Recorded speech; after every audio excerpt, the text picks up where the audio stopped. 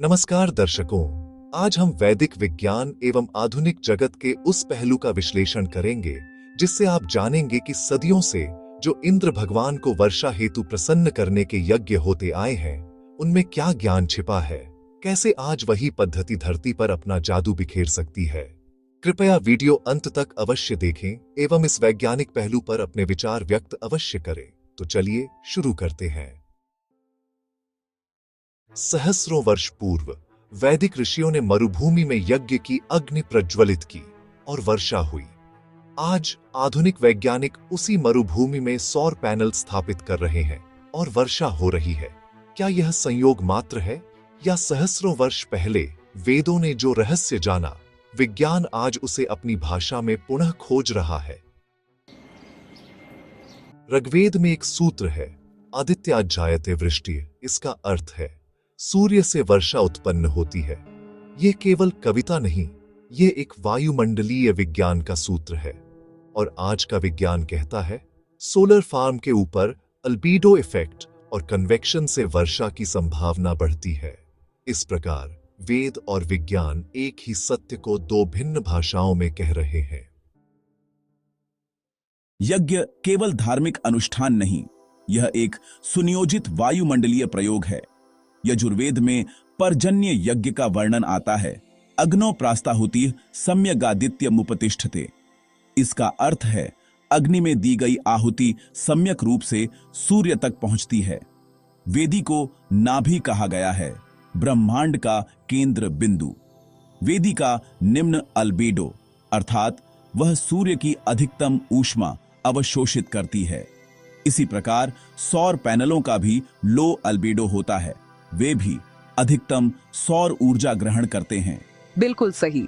Solar farm में हजारों panel सूर्य की किरणें अवशोषित करते हैं, ठीक जैसे विशाल यज्ञ कुंड। इससे भूमि पर एक हीट आइलैंड बनता है और गर्म वायु ऊपर उठती है। यही कन्वेक्शन प्रोसेस वर्षा का मार्ग प्रशस्त करती है। यज्ञ में घृत, सोम और चयनित औषधियों की आहुति दी जाती है। जब ये पदार्थ अग्नि में पड़ते हैं तो वातावरण में एरोसॉल पार्टिकल्स अर्थात सूक्ष्म कण उत्पन्न होते हैं। और यहाँ विज्ञान का एक महत्वपूर्ण तथ्य है, ये एरोसॉल पार्टिकल्स बादल बनने की प्रक्रिया में क्लाउड कंडेंसेशन न्यूक्लाई का कार्य करते हैं। अर्थात जल वाष्प को इन कणों के चारों ओर एकत्रित होने का आधार मिलता है और बादल बनते हैं। यह आधुनिक क्लाउड सीडिंग टेक्नोलॉजी का आधार भी यही है। इस प्रकार यज्ञ की आहुति और सौर पैनल की ऊष्मा दोनों ही आकाश में जल के संग्रह का निमंत्रण देते हैं। रुकिए, ये बहुत महत्वपूर्ण है। वह जो हमारे पूर्वजों ने हजारों वर्ष पहले यज्ञ के रूप में किया, आज विज्ञान उसे एटमॉस्फेरिक इंजीनियरिंग कह रहा है। प्रश्न ये नहीं कि कौन सा मार्ग श्रेष्ठ है, प्रश्न यह है, क्या ज्ञान कभी पुराना होता है? वेदों में मरुतः, वायु के देवता, वर्षा के अग्रदूत माने गए हैं। मरुतो यज्ञियासः वर्षन्तु दिव्या आप। अर्थ, यज्ञ से उत्पन्न वायु दिव्य जल को बरसाए। सौर पैनल भी धरती पर एक लो प्रेशर जोन उत्पन्न करते हैं, इसीलिए आसपास से नमी युक्त ठंडी वायु खींची चली आती है। इस प्रकार यज्ञ का मरुत और सोलर फार्म का लो प्रेशर एक ही कार्य करते हैं। आज के सोलर फार्म को एक दृष्टि से देखें।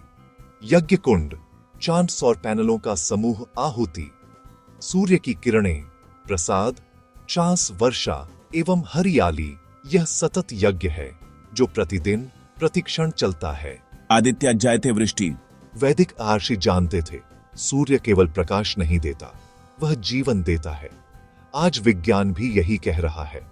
सनातन ज्ञान कभी नष्ट नहीं होता, वह युगानुसार नए रूप में प्रकट होता है।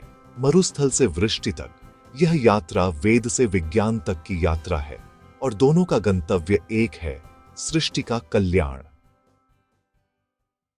क्या आप जानना चाहते हैं कि और कौन से वैदिक अनुष्ठानों में आधुनिक विज्ञान के सूत्र छिपे हैं? कमेंट में अपने विचार व्यक्त करें और यदि यह ज्ञान आपको मूल्यवान लगा तो लाइक करें और सब्सक्राइब करें। सनातन परिमार्ग।